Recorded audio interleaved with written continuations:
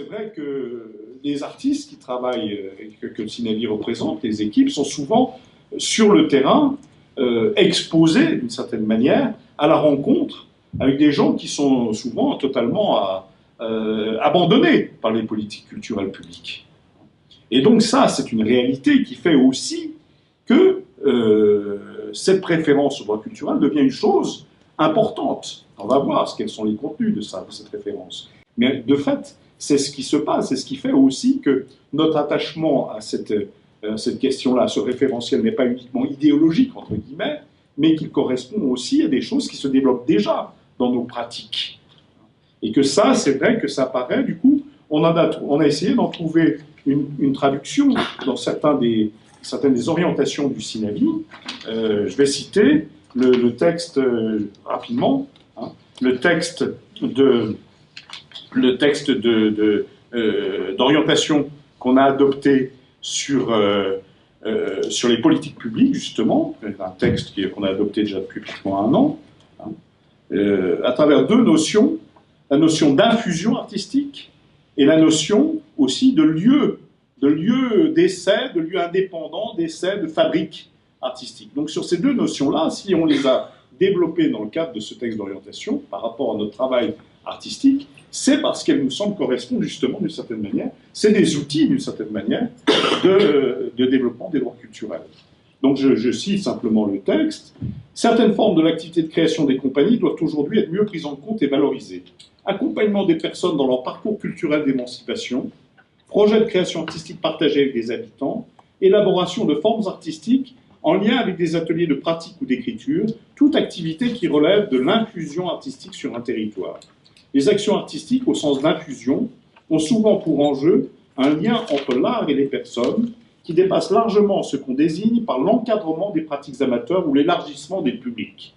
Il ne s'agit pas d'une réponse à une commande politique visant à instrumentaliser le travail des artistes pour recréer du lien social. Ça, je dirais que c'est virtuellement, parce que, de fait, il y a ce qu'on appelle la politique de la ville. Mais dans la perspective de la défense des droits culturels, d'un engagement que les artistes peuvent ou non décider de prendre.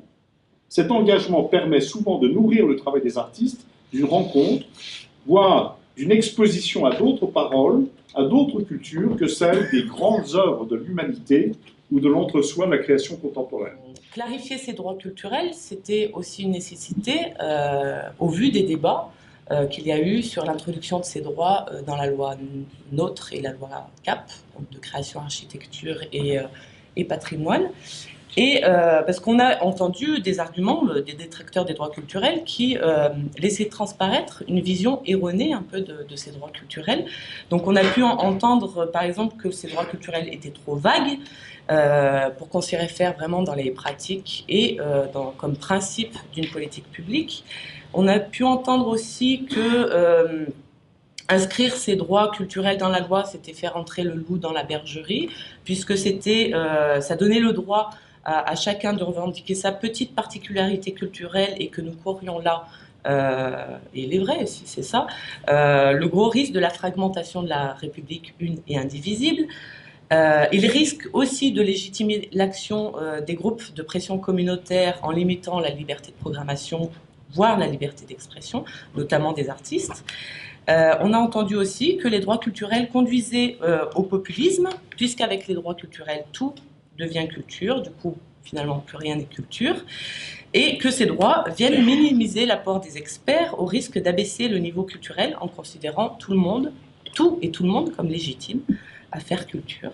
Nous, les acteurs culturels, on ne fait pas du socio-cul, donc insulte suprême pour certains des acteurs culturels, etc. Donc voilà, un petit échantillon des arguments qui ont été donnés par les détracteurs des droits culturels, et d'où la nécessité, il me semble, vraiment de clarifier ces droits culturels et de les replacer dans les droits fondamentaux. Et dans cette déclaration, il faut savoir qu'il n'y a pas de droit inventé. En fait, le travail a consisté à rassembler les droits qui pouvaient être considérés comme culturels parmi les éléments des textes internationaux. Et ces droits étaient avec l'hypothèse que ces droits étaient non connus ou peu visibles parce que justement éparpillés dans un ensemble de textes internationaux. Et qu'il était bon peut-être de les mettre ensemble dans cette déclaration, histoire d'y mettre un coup de projecteur dessus, parce que une fois éparpillés dans les textes internationaux, c'est le meilleur moyen aussi pour que ces droits-là soient sous-développés par rapport à d'autres droits qu'on connaît plus, comme les droits politiques, économiques, civils ou sociaux. Cela, on a plus l'habitude de faire avec et de travailler avec ça. Du coup, une déclaration des droits culturels qui tire tout un ensemble d'éléments de clarification des textes des droits fondamentaux internationaux, donc déclaration, effectivement, déclaration des droits de l'homme de 1948. Ça peut être aussi les pactes internationaux concernant les droits économiques, sociaux et culturels, donc ils étaient déjà là en 1966. Vous avez aussi connaissance des déclarations et conventions de l'UNESCO qui les rappellent très bien aussi, ces droits culturels, que ce soit celle de 2001 concernant la diversité culturelle ou en 2005 la convention sur la protection et la promotion des expressions de la diversité culturelle. Je ne suis pas sûre du titre, mais c'est à peu près ça. Donc voilà, de multiples instruments internationaux qui étaient là, ratifiés par la France, il faut le rappeler, donc a priori connus aussi par les personnes voilà, qui sont chargées de mettre en œuvre aussi ces droits fondamentaux. Et voilà, donc replacer les droits culturels dans les droits fondamentaux, ça semble une nécessité. Et ça semble une nécessité parce que les droits fondamentaux ont certaines caractéristiques. Et a priori, à partir du moment où les droits culturels sont remis au cœur des droits fondamentaux, enfin dans l'ensemble des droits fondamentaux, les droits culturels ont aussi les caractéristiques des droits fondamentaux. Ces caractéristiques, il faut les préciser. Quelles sont-elles? À partir du moment où on considère que les droits culturels sont des droits fondamentaux, on considère qu'ils sont universels, individuels, indivisibles et interdépendants. Alors je vais préciser un petit peu ces notions, ces caractéristiques-là. Universel, ça veut dire qu'à partir du moment où on considère et on reconnaît ces droits comme fondamentaux, on ne peut pas choisir à qui ils s'appliquent. C'est à l'ensemble des êtres humains. On ne peut pas dire, toi, tu as droit à tes droits fondamentaux, toi, tu n'y aurais pas droit. Pour les droits culturels, c'est pareil. Ils sont universels dans le sens où on ne peut pas dire, tiens, soit, oui, si toi, tu revendiques tes droits culturels, c'est important, par contre, toi, non. Dans la pratique, concrètement, ça veut dire que les droits culturels, ce n'est pas uniquement pour les bénéficiaires d'une action, les publics, justement, que ce soit les jeunes, les minorités auxquelles on aurait affaire, ou... Voilà, c'est pour toutes les personnes impliquées dans une action. Et ça, c'est fondamental. Si on dit, à partir du moment où on pense qu'ils sont universels, on va finalement utiliser l'universalité comme une protection. Pas pour dire que voilà, l'universalité, c'est appliquer un même modèle culturel aux personnes. Non, l'universalité, ça ne veut pas dire ça. Universel, c'est une protection par rapport au fait de choisir à qui s'adressent ces droits. Et ça va nous mettre dans une posture de nous soucier de chaque personne. L'universalité nous met dans une posture de nous soucier de chaque personne à qui s'adressent ces droits. Et ça, c'est la deuxième caractéristique qui va avec l'universalité, c'est l'individualité, prendre en compte le fait que ces droits sont individuels et s'adressent à chacun d'entre nous en tant que sujet du droit. Nous sommes des personnes qui sommes porteurs de ces droits-là. Ça, c'est primordial, parce que ça ne veut pas dire non plus qu'ils se vivent tout seuls. Je ne peux pas revendiquer tout seul mon droit dans ma chambre. Ça n'aurait aucun intérêt. Le principe même de mettre au cœur la notion de droit, c'est aussi pour qu'ils soient reconnus et qu'ils se vivent en groupe, dans une société, face à d'autres et avec d'autres personnes. Donc ça nous met directement dans une posture de les vivre avec d'autres personnes pour qu'ils nous soient ne serait-ce que reconnus. Donc des droits individuels. Ça ne donne pas, les droits culturels ne donnent pas le droit à chacun de revendiquer son identité, par exemple, pour soi, par soi, pour soi. Non. Ça nous met en face d'une liberté et d'une responsabilité à vivre avec d'autres. De cela découle la troisième caractéristique. Je ne peux pas choisir parmi ces droits que ce soit parmi les droits fondamentaux ou plus précisément parmi les droits culturels, ceux qui m'intéressent de défendre et ceux que je peux laisser un peu de côté. Parce que les droits fondamentaux sont toujours indivisibles. Ça, c'est la troisième caractéristique, indivisible. On ne peut pas choisir le droit qui nous intéresse. C'est bien repris dans l'article 30 de la Déclaration des droits de l'homme, comme dans l'article 1C de la Déclaration des droits culturels, que je cite, « Nul ne peut invoquer ces droits pour porter atteinte à un autre droit reconnu dans la Déclaration universelle ou dans les autres instruments relatifs aux droits de l'homme. » Pourquoi sont-ils indivisibles? C'est la quatrième caractéristique, parce qu'ils sont interdépendants.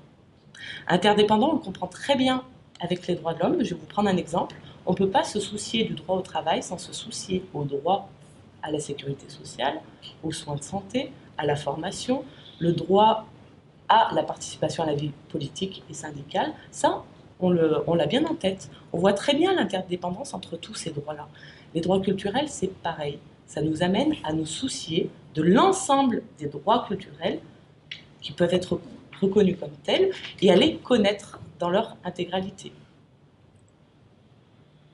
Ça, c'est clair.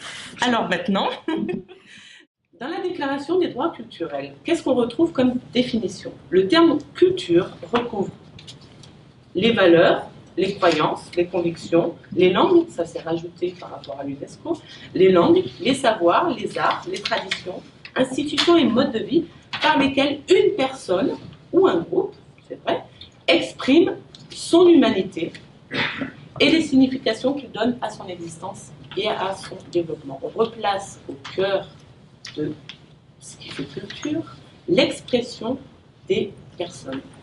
Si nous sommes des personnes humaines, capables d'humanité, c'est parce que nous sommes en mesure, capables d'exprimer des valeurs, des croyances, des convictions, des langues, des savoirs, des arts, etc. etc. C'est ça qui constitue notre humanité et qui fait qu'on est aussi en mesure d'exprimer ce qui fait sens et signification pour nous. Cette définition ne dit rien d'autre que cela. Mais du coup, ça nous place aussi vis-à-vis de la notion d'identité. Comment on va jouer avec cette notion d'identité? Cette notion d'identité culturelle est essentielle et même centrale dans la Déclaration des droits de l'homme, des droits culturels, mais encore une fois, il ne faut pas s'y tromper là non plus.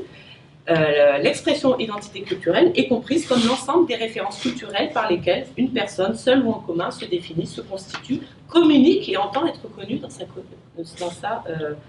dignité.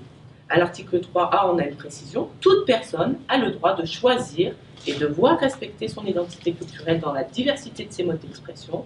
Ce droit s'exerce dans la connexion, notamment des libertés de pensée, de conscience, de religion, d'opinion et d'expression. Le fait que l'identité renvoie à un ensemble de références culturelles contrevient au fait même de percevoir les personnes selon un seul prisme de leur identité, et donc de les discriminer aussi par ce biais. Dans la vie de tous les jours, on peut aussi être amené à ne voir la personne que sous l'étiquette sous laquelle on veut bien la voir ou la désigner. Donc là, avec cette notion-là d'identité culturelle, on replace les personnes dans la capacité d'expression qu'elles ont d'eux-mêmes et des éléments multiples, divers, qui composent leur identité. Mais ce n'est pas tout. Le choix, la liberté de choix et de respect de sa propre identité, ça ne nous est pas donné une fois pour toutes à notre naissance. Tiens, voilà, je décide d'être ça, et puis point barre. Non, l'identité culturelle, telle qu'elle est comprise dans la Déclaration des droits culturels, est toujours une dynamique. C'est des choix et une liberté qui s'éprouvent de manière continue durant toute l'existence. Du coup, ça nous replace dans une dynamique identitaire, puisque la revendication d'une identité qu'on pourrait figer et qu'on pourrait revendiquer comme telle, non, ça nous met dans une réflexion constante sur la dynamique qui fait qu'on est capable de donner sens et signification à notre vécu et à ce qu'on veut développer dans la vie.